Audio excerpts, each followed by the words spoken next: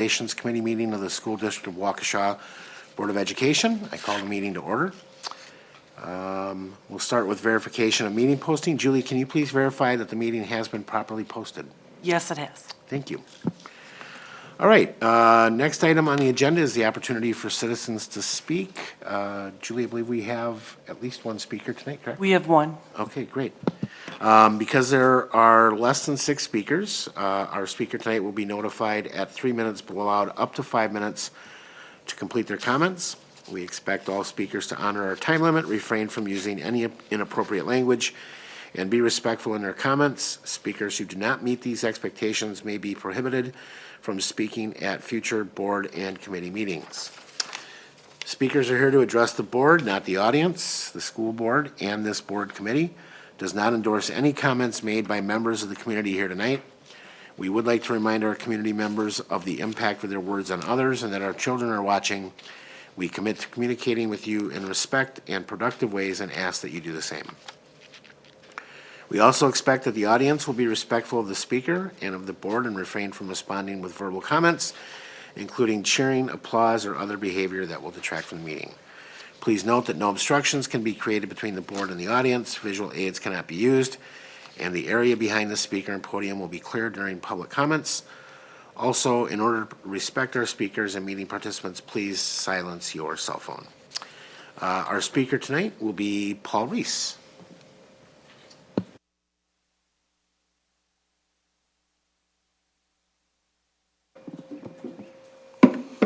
Good evening.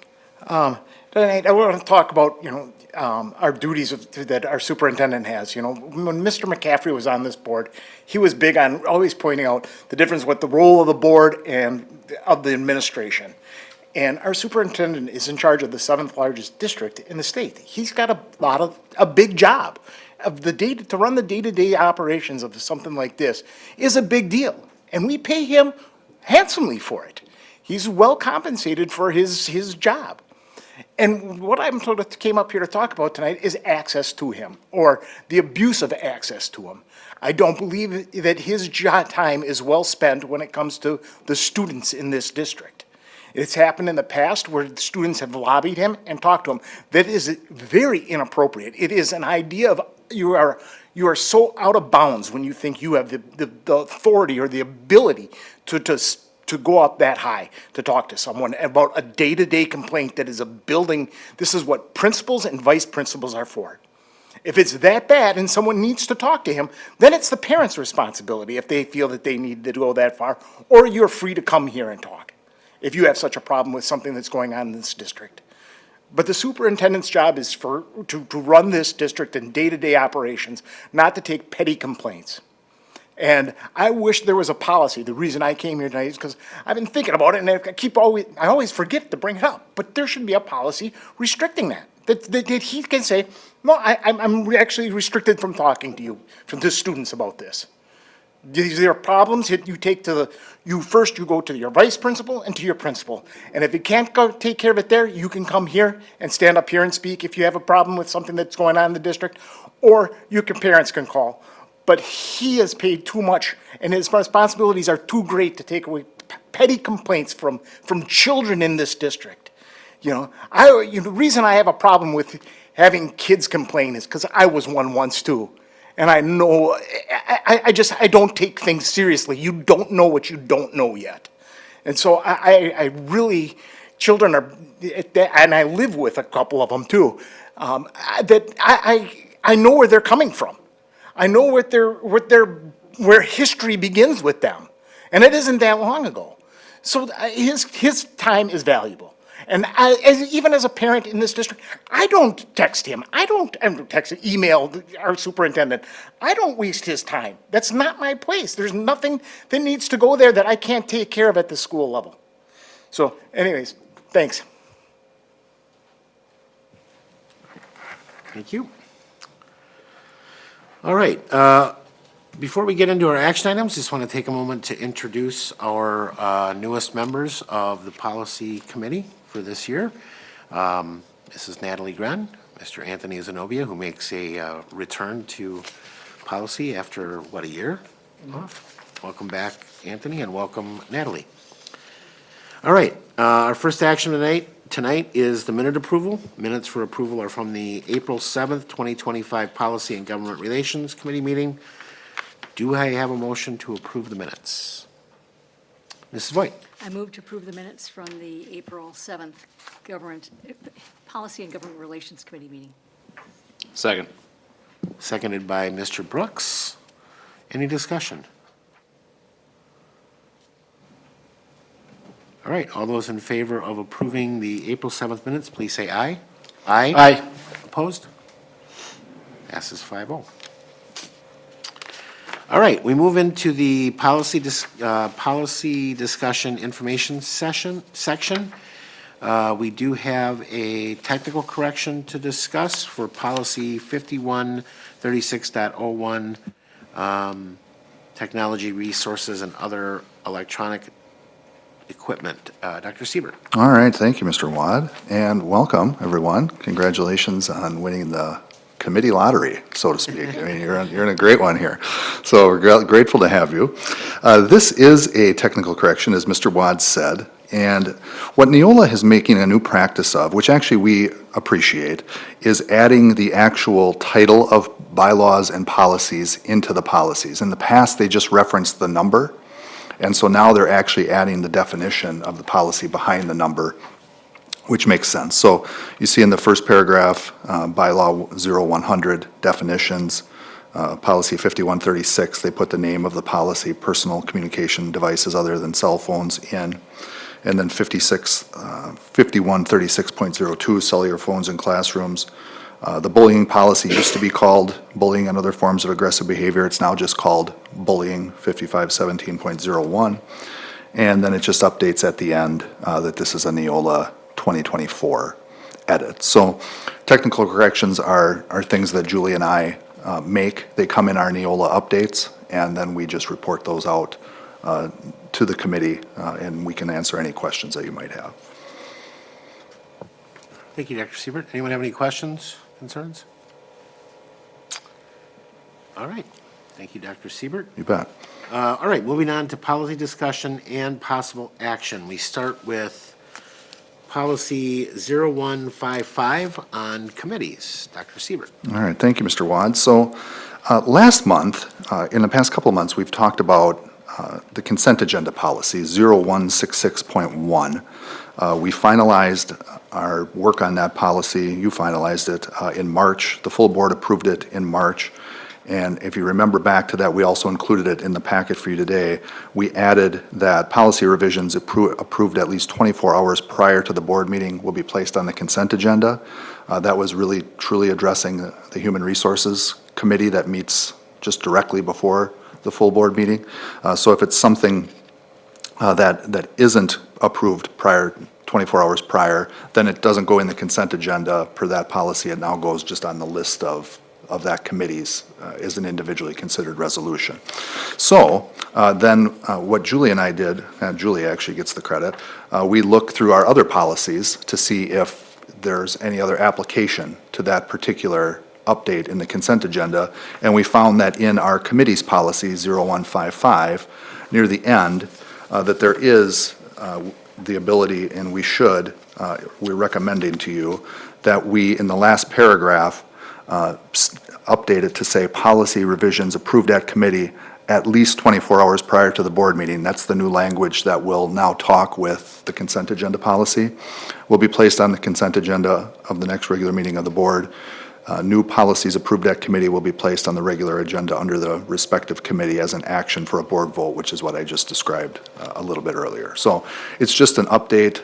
We consider that then, Mrs. Graham, what we do is we consider there's Neola policies, and then there's also SDW edits. So whenever we edit something that isn't a Neola recommendation, then we write SDW or School District of Waukesha edits, so we remember these policies often come up in future updates, and then if we have specific district language that's important to us, that delineates it so we remember and don't alter it or modify it based on a Neola recommendation. So any questions on that? Thank you, Dr. Siebert. Mrs. White. I think it's a common sense kind of addition, and I appreciate you catching another place that's referenced to be able to include it there. Yeah, thank you, Mrs. Voigt. We've talked about that in the committee several months back, that when we make these adjustments, Julie's gotten very good at going through, same with like the handbook policies and the changes, like we're going in immediately and fixing those so that those links for parents work, right, and they're referencing the right policy. So sometimes when we put out the handbooks as a parent, you remember, like, it's electronic and you can click on the policies, but if we don't update them when we make changes in our committee and at the full board, then people are clicking on links that are either absent or vacant. And so now Julie's doing a great job. We're doing that just immediately and really updating. And it's going to be, I think, much, much better and much more smooth, so. Mr. Zenobia? On the committee, do we need the WASB convention delegate listed? I know we had that. I don't think we looked at this in the past year, so Oh, that would be something that we wouldn't necessarily need on there this year, or just question if. yeah, it's a valid question. We currently are not members of the Wisconsin Association of School Boards. So if that was the wish of the committee, you could make a motion to eliminate that part just as you could do a friendly amendment with Mr. Wad, or you could make a motion to strike that, if that was something you wanted to do. I just didn't know if it would, is that necessary? It's not unnecessary. I know it's on there from the previous year, so I just. Well, so I'll just comment that Confusion. this says the president shall appoint. It says the president shall. I think,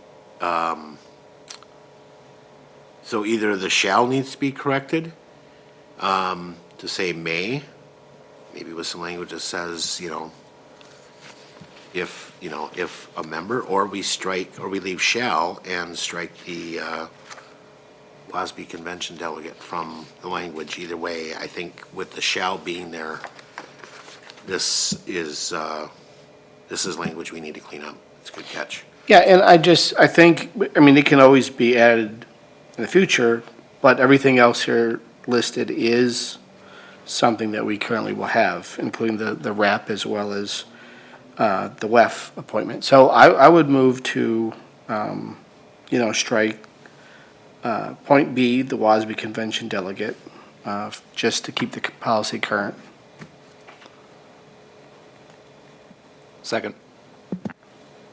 All right, we have a motion from Mr. Zenobia to strike Section B under the president shall appoint WASB convention delegate, seconded by Mr. Brooks.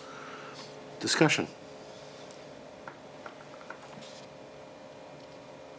All right, seeing none. Voting on the adoption of the amendment, not of the policy, but of the amendment to strike WASB convention delegate. All in favor, say aye. Aye.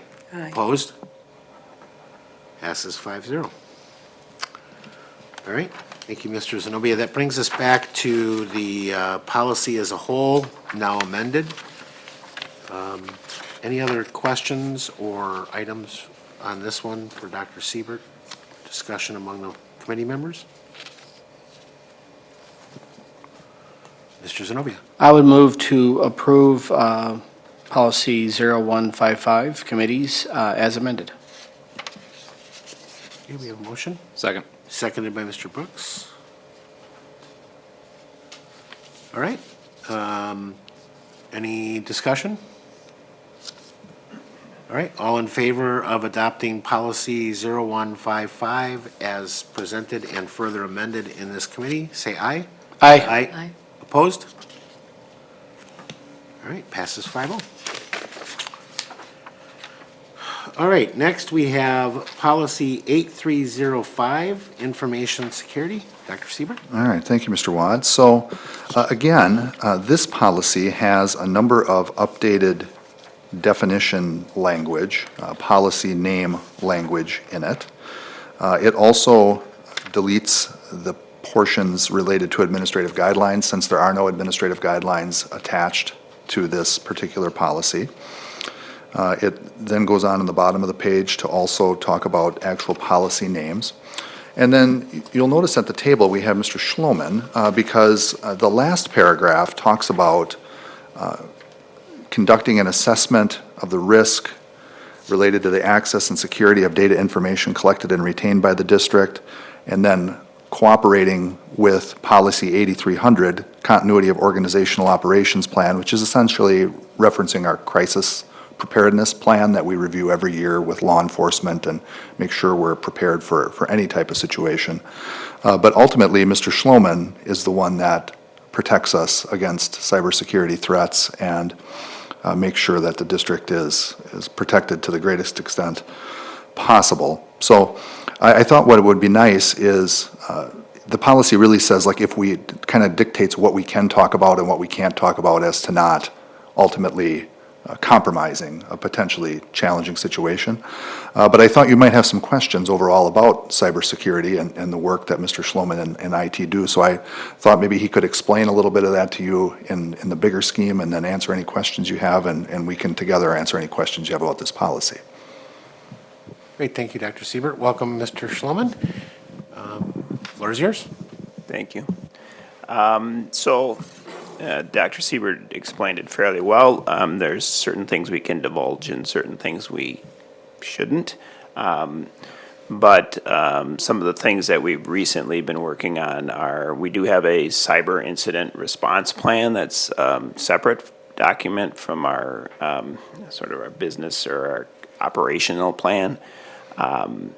And we've recently been reviewing some of that with the federal representatives that can manage that for us, that will help us with assistance. So we try to take advantage of any of the federally funded or taxpayer-funded resources that are out there, because cybersecurity is a very expensive business, I guess, and if you're contracting for all those services, it can be quite expensive to do those planning. So we try and do as much as possible in-house and take advantage of those taxpayer-funded resources that are available.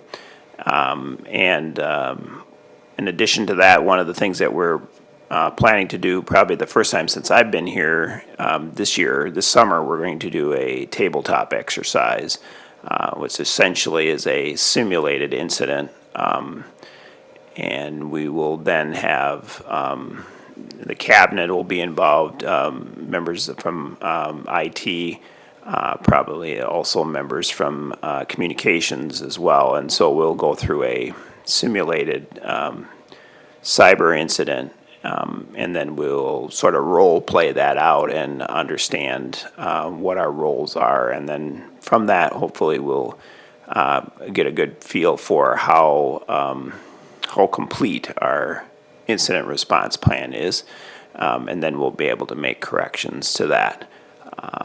So I think it's going to be a good exercise. It's something that I've heard many other entities that in the area, K-12 or government, that I usually interact with, they do this on an annual basis usually.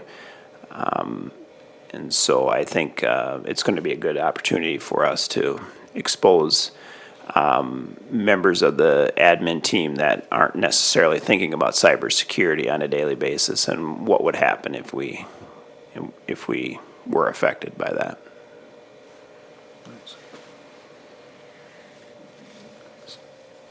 Thank you, Mr. Schloman. Questions? Mr. Zenobia. Yeah, so I think maybe when we initially had talked even about new security measures being added, I think maybe the discussion we had was, how do we vet the people? I know there's probably not that many, but how do we vet the people that will come into access with this information? And obviously not on the law enforcement side, but internally and others. I mean, what is that process? Shed a little bit of light on. I'm sure it exists. I guess I'm just kind of curious about that as always. Well, it's not really the role of IT to do that vetting, it's more of an HR function. But yeah, definitely, we're gonna have, the policies, they'll be aware of the policies, they'll review those policies with them. And then there will be, your standard background checks and things like that. We have been fairly successful at limiting the scope of who has access to those systems. We take it pretty seriously to say, well, you just don't get access to all the cameras, and you just don't get access to the door readers and things like that. So we've had requests for that, and we've been pretty successful at limiting that down and saying, unless you have a reason for that, we need to document what that is. So I think we've been fairly successful with that. And the nice thing about like Verkada or some of the more modern systems, their security is structured so that it's much easier to do that as opposed to the old systems where it was more complicated, and sometimes you would lose track of who actually had access to these things. So it's much more visible now, so we can tell, at a moment's notice who actually has access. And we also have a very good system now for when an employee no longer works here, it disables all their access like instantaneously. As soon as we find out about that, we pretty much have set up single sign-on for all of our systems, so they don't, as soon as their account goes inactive, they have no access to anything, which has helped us a lot, because in the past, we would have had to go through individual systems and shut off logins and passwords, and that was a process that may take days. Now we can have it off in seconds or minutes. Okay, thank you. Yep. Mr. Brooks? Yeah, thank you. This is a really important conversation. I think, a few months ago, DPI kind of was talking about schools are often soft targets for cybersecurity issues because, we're in the business of education. We're not cybersecurity professionals necessarily, and we only have limited resources for the people who can actually do that work. So I appreciate the work that you guys are doing on this. I'll preface this by saying if this is a question that for cybersecurity purposes can't be answered, that's fine. So back in '23, there was an audit of a bunch of state agencies on the use of telework, and all of those agencies that were audited, none of them actually considered the cybersecurity impacts of working remote. Do we have any sort of measures in place, or what are our capabilities for folks who are accessing this sensitive personal information remotely? We don't want them connecting to the Starbucks Wi-Fi or the airport Wi-Fi, because those are obviously easier targets than a secure network. What are we doing to kind of ensure that safety and security of that personal information for people who may be accessing that outside of, work hours or outside of their personal or their work devices? That's a great topic. It is a difficult one to manage in some cases. We have discontinued use of a VPN, if you're familiar with that, which used to allow our staff members to connect into our network and essentially be treated like they were on the network. We've discontinued use of that. We've now gone to a system that basically requires you to log into a virtual desktop that's actually in the cloud. It's in Azure, but it's not here on premise, but it is within sort of the walled garden of our security parameters. And it also enforces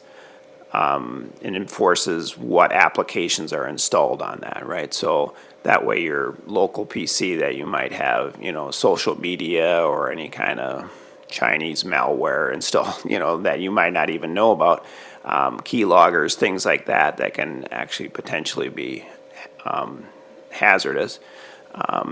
That's not, that's separated by this sort of layer of abstraction. So we are doing several things in that. The one good thing that we have on our side, I believe, is our choice of platform. I think our MacBook platform is a less surface area, plus our iPad platform for our students is a way less, has way less attack surface area than like a Windows platform does.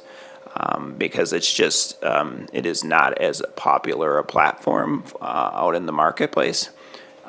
We used to have a lot of more incidents from within our buildings from our students, and we've reduced that considerably since we've gone to an iPad because they just don't have they can't grab onto it. They don't have the software that they can install on there and do things, nefarious things that they used to do.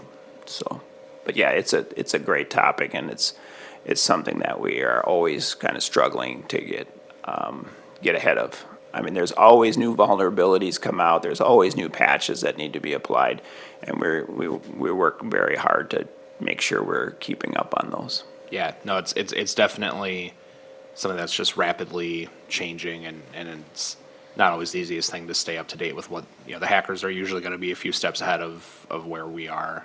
So we just need to make sure that we're anticipating things and protecting our networks and our data privacy as much as we can on the front end. I know a few months ago, Power School had a huge breach. Obviously, we don't use Power School, but those are the types of things that get the news, the media attention because it's such a huge thing. But there are so many different pieces below that maybe don't get as much attention. Right. One thing we have going for us is the state of Wisconsin, actually, the entities in the state are very, very advanced in this area. They have a cyber response team, which is run pretty much a lot of volunteers. There are some paid employees, staffers on there, but it's under the emergency management umbrella. They're very strong, and the areas, the federal entities that work with us as well will tell us that these assessments that they can do, which we recently had one, they came in and did an assessment for us. They've even told us that Wisconsin, in their region, they get a lot more of these requested and actually done than many of the other states. So we're doing a good job in Wisconsin, I think, in preventing or protecting ourselves. Great. Well, I appreciate your work on this. Thanks for coming to speak to us tonight. Sure.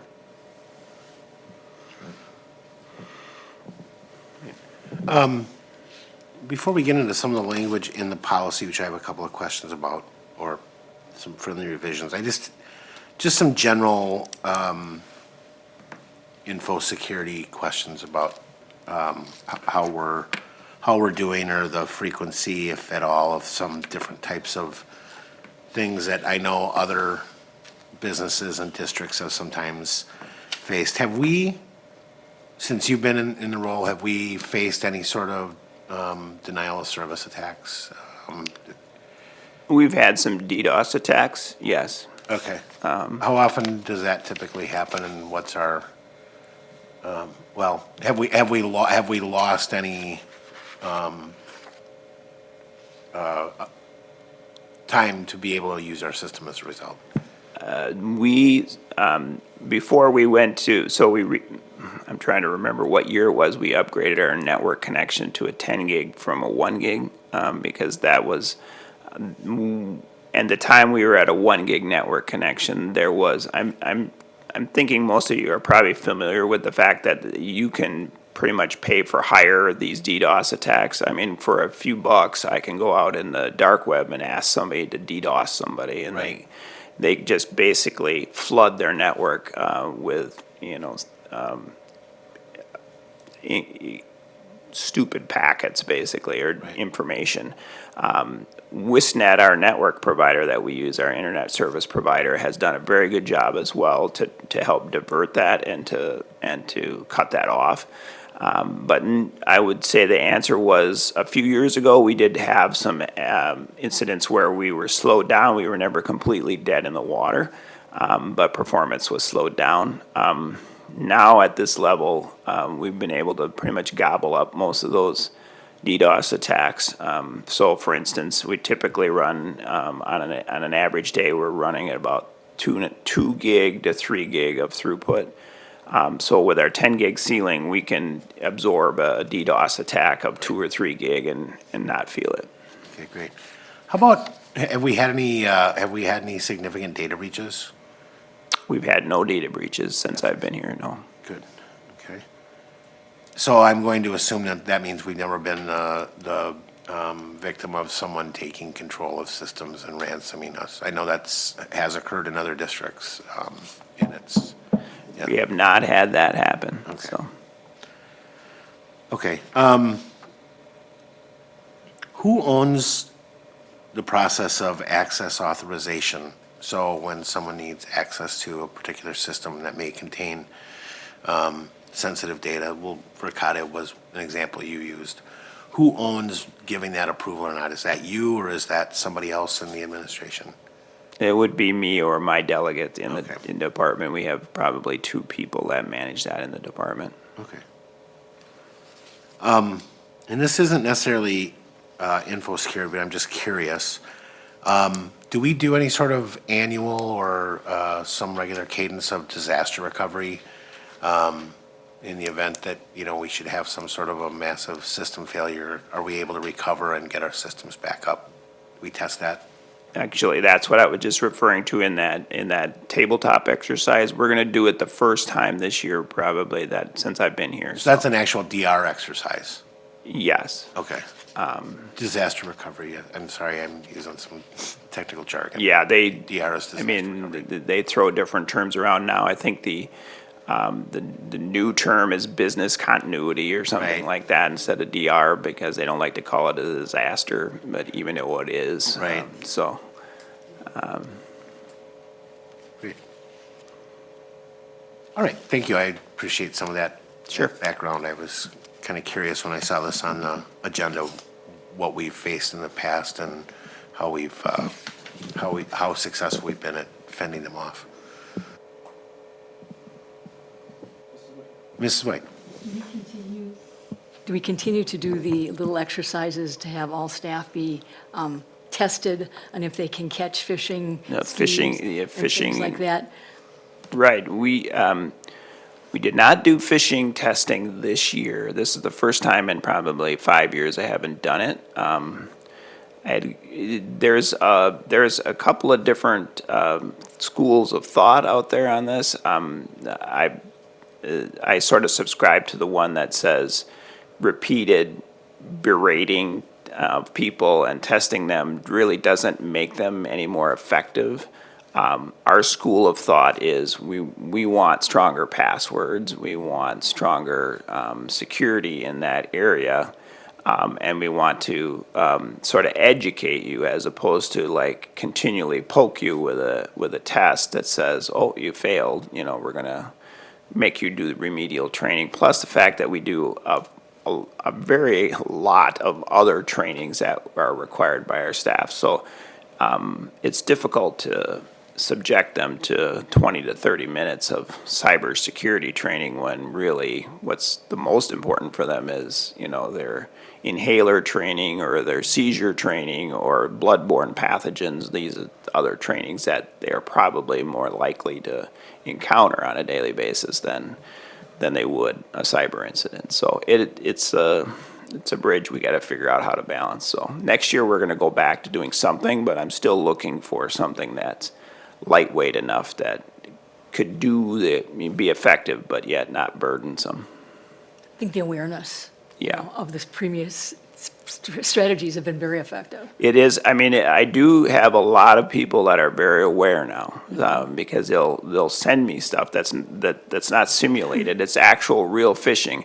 I'm the official taste tester of email here in the district. So they'll send me something that looks fishy, and I'll be like, yeah, it's fishy. So, yeah. You had mentioned, or maybe Mr. Brooks talked about vulnerabilities. I'm assuming we have some sort of regular cadence for doing vulnerability assessments and scans. How often do we do that? we have an external vulnerability scan once a week. We get a report every Monday on that. And then we have an internal one that's running continuously, essentially. So any vulnerabilities that will pop up, it will scan all the systems and give us reports. Yeah, and then in terms of resolving them, I'm assuming you have some sort of a prioritization method for the vulnerability based upon its potential impact to the system. How often are you able to actually get in and patch those vulnerabilities? Is there a cadence for that as well? It really depends on the severity of that and how much we think they impact and how much exposure we have on those systems. Like there are some systems that are entirely internal that no one logs into except for maybe one or two IT members, and those aren't nearly as vulnerable. But yeah, so we try, I mean, we do our standard Windows patches when those come out. We're right on schedule with those for our servers, and the Apple patches that come out, we try and do those as quickly as possible. All right, so a couple of things just on the policy. I think there is, and I would hope everyone would just see these as friendly amendments. Paragraph 6 begins with, if an individual has any questions concerning whether this policy, et cetera. I think because of the wording change, we need to change the words apply in the first sentence to applies, as well as midway through the second sentence in that paragraph, so that it would read, if an individual has any questions concerning whether this policy applies to the individual or how this policy applies to him or her, the individual should contact the district's chief information officer or information technology department office. Good catch. I have to give credit to Dr. Piasek on that. She brought that to me before the meeting, so she gets the credit for the catch. Okay. And then just a quick question on, I have another. oh, yep, go ahead, Mrs. Wood. I have another, like, just picky kind of thing like that. If you look to the second to the last paragraph, and in that context, it reads that failure to adhere to this policy and is not necessary, may not. So failure to adhere to this policy, just delete the word and, may put data information. Good catch. Thank you, Mrs. White. Second to the last paragraph.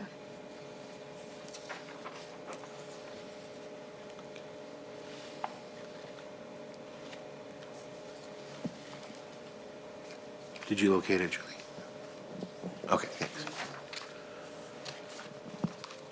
Okay, quick question about the final paragraph. So it talked, the previous language talked about assessments of risk or et cetera, of at least once every 5 years. That language was struck, and then, you know, we added the additional language around policy 8300, continuity of organizational operation plans. There is no specified cadence or how often these are to be done. Is that by design? Do we have an intention of doing it annually, every 2 years? What? Well, I'll just speak to I think what it's doing, Mr. Watt, is it's referencing 8300, which has a cadence of every 3 years. Oh, okay. In 8300, but I'd defer to Mr. Schloman on how often we're doing that in this regard. Probably every year. It's actually good that we're reviewing this because I had not seen a lot of this language prior to this. So I would agree with Dr. Siebert in that, as I printed 8300 tonight and was reading it too before I came to the meeting. So there's a lot of good information in there that I am going to take back and we're going to, start working with. So I would say we're going to do this more frequently than every 3 years for sure. We review things at least on an annual basis, but the policy being 3 years, I think, is fine. I mean, at I think 3 years in terms of IT is like a millennium almost, but I would say I'd be fine with that, just using that language in 8300 with the 3 years at an absolute minimum. And to that point, Mr. Wad, I mean, like with our crisis plans, I mean, those are reviewed annually, always with law enforcement, and we've gotten multiple great heads around the table to make sure those are updated and as effective as possible, and Mr. Schloman's group would do the same. So if you want to add some timing into this policy, we'd welcome that too. Well, I mean, I have multiple thoughts on it. I'm glad that it's specified in 8300. I tend to agree with Mr. Schloman that once every 3 years is probably not frequently enough. I don't necessarily want to lock somebody into something if they think there's a different cadence, and maybe we don't want to spell out how often we're doing it either. I'm not sure. I guess I would ask Mr. Schloman if he thinks there's value in specifying a cadence and what the correct frequency would be. I don't know how time-consuming these are, but certainly they're important enough that we need to carve the time out as frequently as we believe is safe to do so. I think the tendency, which is what I'd like to see as well, is to, which we haven't been doing as much, is to roll this in with the actual continuity plan as well. And I would, we're going to do the tabletop exercise this summer for cyber, but I actually think that's a valuable exercise to do for other incidents as well. So I'm hoping that that's where this is going, that we're going to merge this together, and cyber is just going to be sort of a bullet point inside the normal organization plan. And so I would say if I would recommend, it would be on an annual basis, but I don't think setting a 3-year requirement would limit us to 3 years. It would just say you have to at least do it every 3 years. So.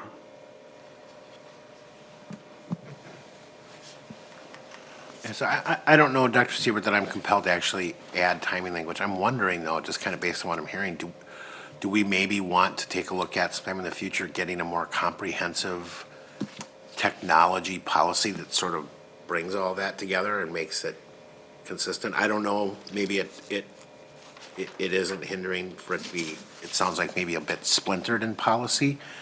But I'm wondering if, that might be a place where we could establish some of the, if we wanted to go that route. I'm kind of thinking out loud, but. Yeah, I think if that was something that the committee had interest in, we could work with Mr. Schloman and sit down and see what might be all part of that.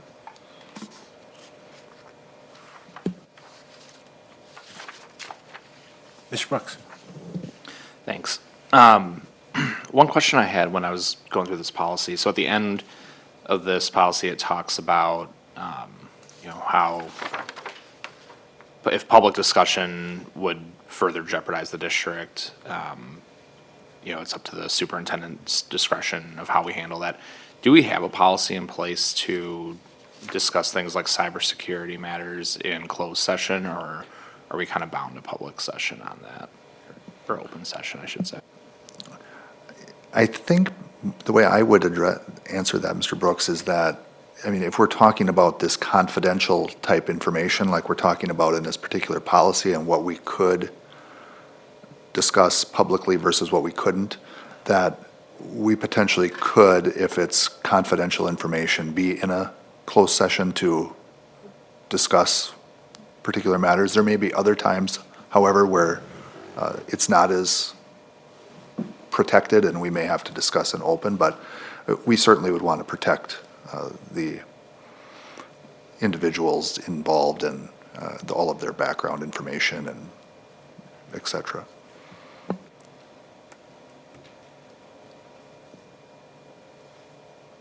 All right, any other discussion, questions for Mr. Schloman or Dr. Siebert?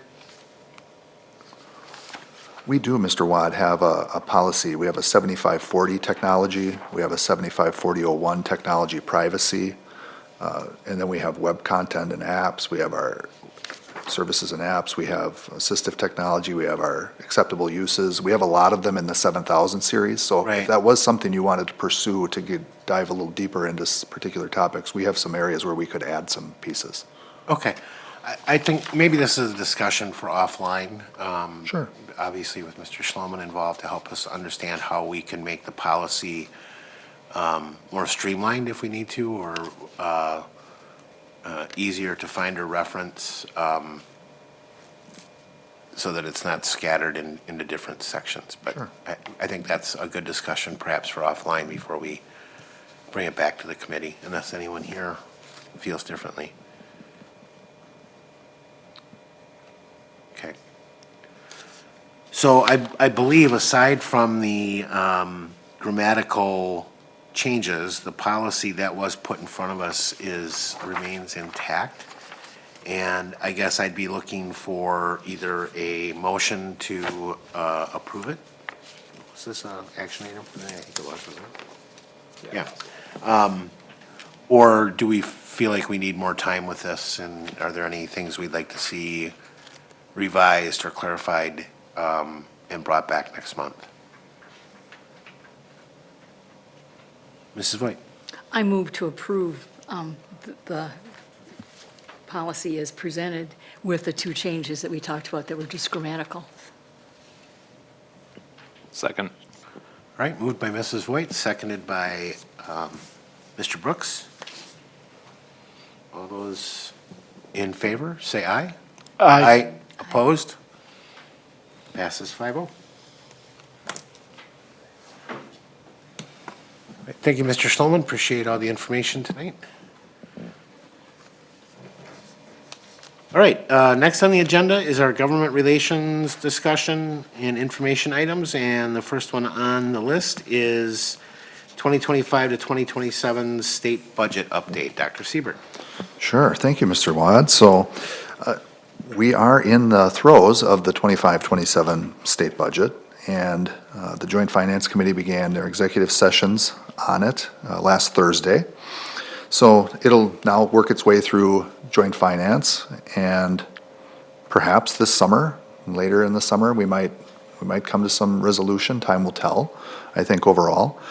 I just also wanted to point out that we've talked in the committee level about my comments to the Joint Finance Committee, talking about the low revenue ceiling. I'm not hearing much on that right now, but maybe Mr. Brooks or others of you are. But we also talked a lot about special education reimbursement and increasing that from the current roughly 30% on the dollar that we receive as a district, and all public school districts get.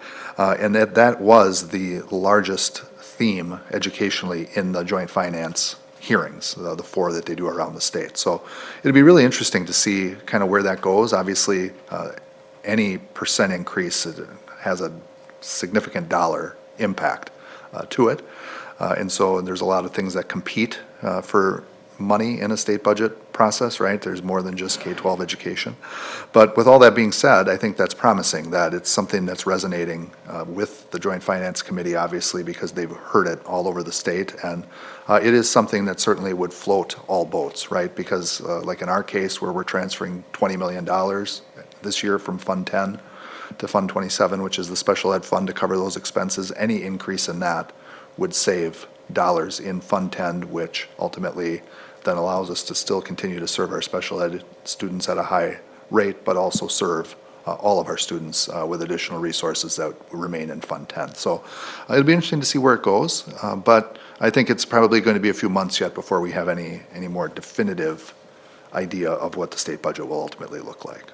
But I'd open it up to anybody else that wants to talk about that or anything you're hearing. Thank you, Dr. Siebert. Comments, questions, discussion? Mr. Brooks? Thanks. Yeah, I know special ed reimbursement has been probably the top education-related issue that not just members of finance, but all members of the legislature have heard from their districts, their administrators on. Again, it's always a matter of finding the number that we can agree on.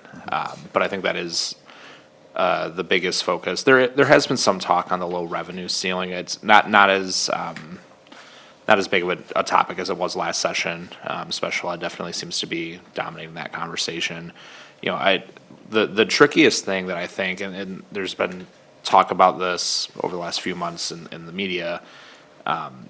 So there are two high profile vetoes, partial vetoes that are or were before the Supreme Court that were really stalling how the budget process was going to unfold. We're still waiting for a decision on one. Most people have probably heard of the 400-year veto. This was from the last budget where the governor got creative with his veto pen and turned what was meant to be a biennial appropriation for school district levy limits into a 402-year veto that would allow that increase in $325 per pupil aid to go on for the next 400 years. Might sound good on paper. There are definitely property tax implications to that, but one of the things from just a budget writing and legislation perspective is what the court ruled is that essentially you can now line item out digits, and that was never held before. And so that makes it difficult to do a budget where it's all, fiscal, you're throwing out a bunch of numbers out there. That's going to change the way how things are written. The other veto, which hasn't gotten as much attention, but I think probably from just a precedent and a budget writing perspective is more important.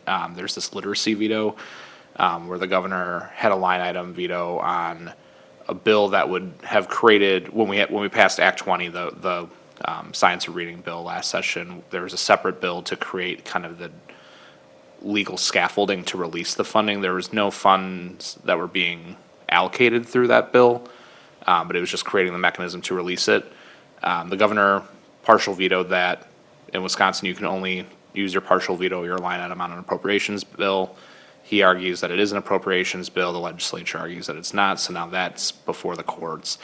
And why that is going to be very important to see how it plays out is if the court upholds his veto, it's going to fundamentally change the definition of an appropriations bill and what can be subject to a line item veto. So unfortunately, those two things have kind of complicated the budget writing process, and I know that's something that the legislature is they're still waiting for that second case to come out before they figure, okay, how do we want to proceed? There's a lot of conversations ongoing. From what I've heard, there's been some productive talks on it, but it is difficult to engage when you don't know the rules of engagement, and I think that's kind of why this budget process relative to previous sessions has felt a little bit more slower, just because there's a lot of things up in the air right now. Sure. No, thank you for that. Thank you, Mr. Brooks. And just to reaffirm, I think we've discussed this previously.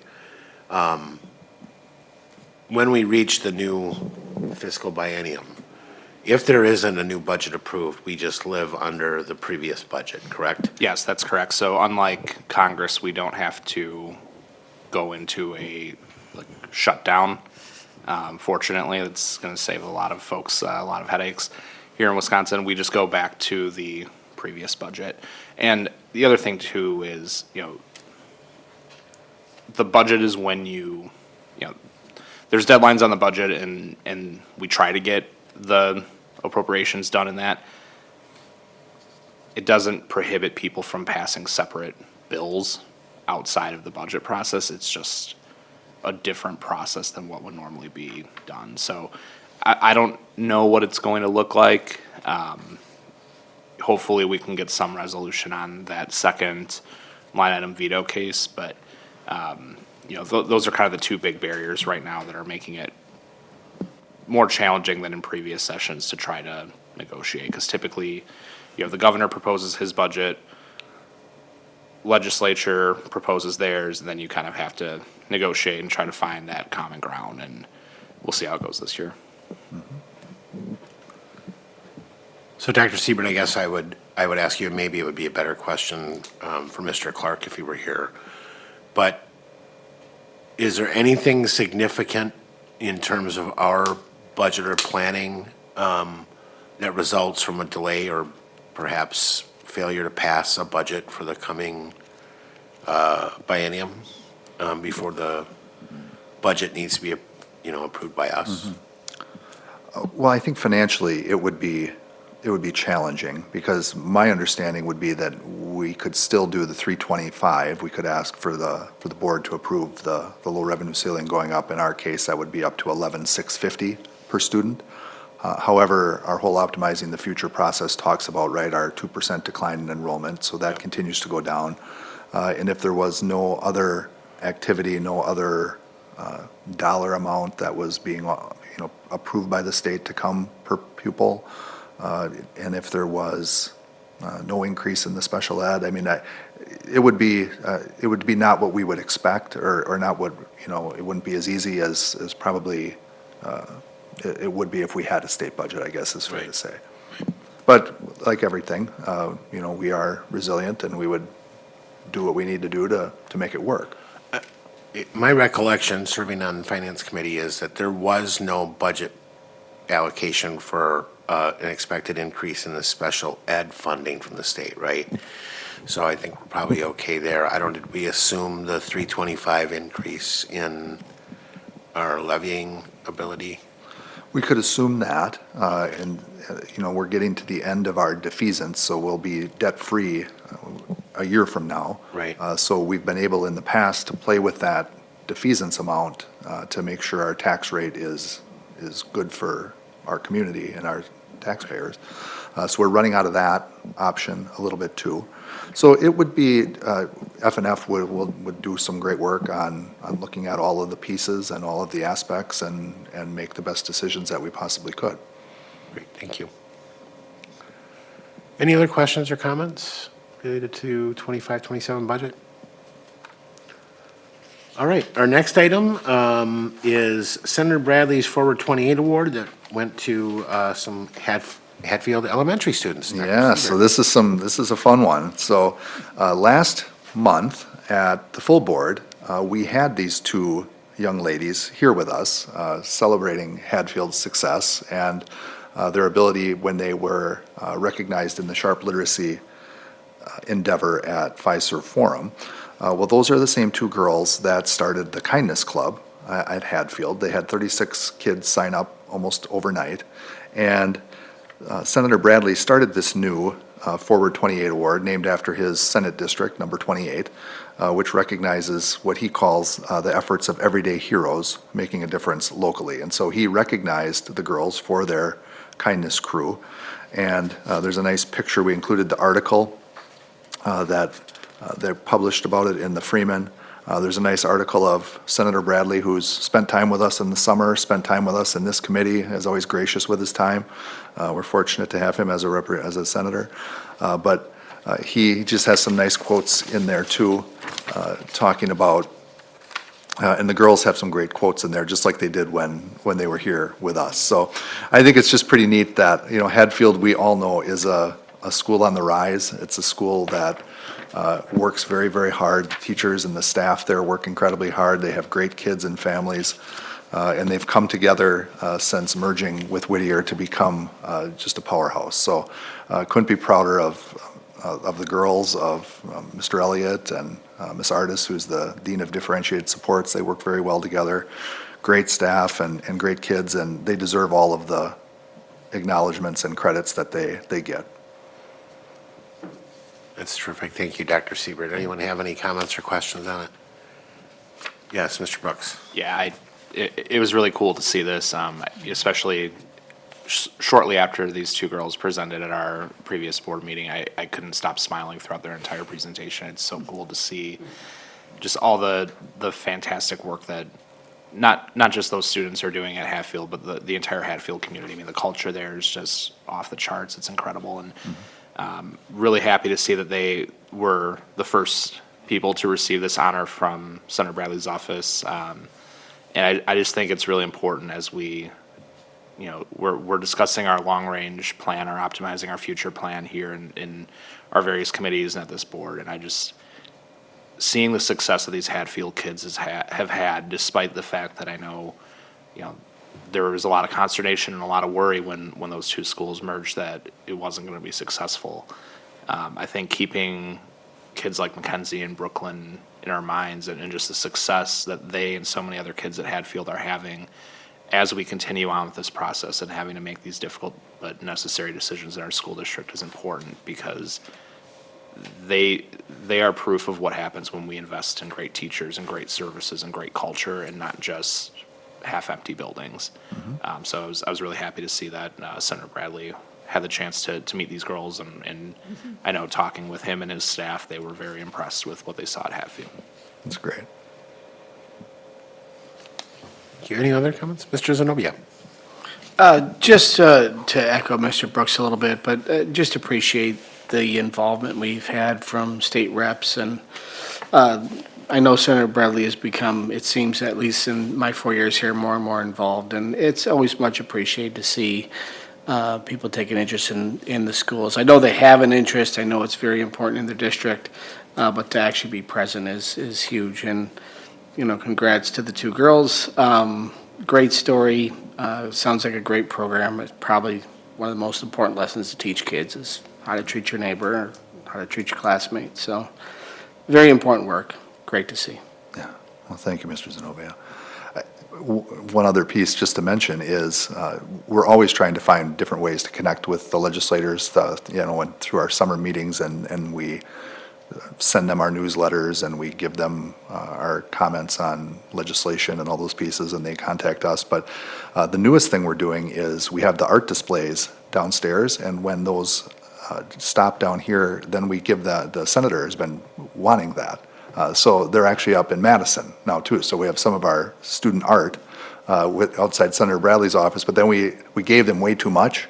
So he was like, he gave some to Representative Allen, he gave some to other people, and we just said, well, in the future, you just tell us how many you want, right? And then we can just send the right amount. But yeah, they pick them up and take them down there, and so there's Waukesha art in the Capitol as well, which is neat. Yeah, that's terrific. Right, any other comments?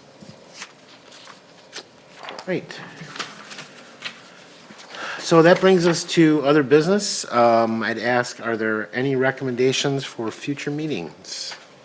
Mrs. White? As I was reading the update, I was seeing that Dr. Siebert had the opportunity to go to the August breakfast, or to the breakfast, the mayor's celebrates Waukesha breakfast, and that will be featured in August as far as being able to share what we're doing on the agenda. I'm wondering if that could be part of this, as far as government relations, your contacts through the mayor celebration committee, as well as the work you're doing through the Business Alliance. You know, when you're working with them, through the YMCA. I think those are two really good examples of government relations work that you're involved in. That could be part of, like, our report here for, to be aware of it. Sure. Luckily, it was in the update that, we had a chance to get those insights. But I think those are really two very, very positive things, how well we're working with the city on a variety of different things. And now here to see, like the Business Alliance, taking it the next step for the YMCA and looking at, low-income housing and all these sorts of things that would really impact all of our kids. Sure. Yeah, I could, if Mr. Watt and I can talk about that. Sure. It'd be great. Anyone else have recommendations for future meetings? All right, if not, I will note that our next Policy and Government Relations Committee meeting is Monday, June 9th, 2025, here in the boardroom at the Blair Administration Building, following Facilities and Finance. Thank you all, and this meeting is hereby adjourned.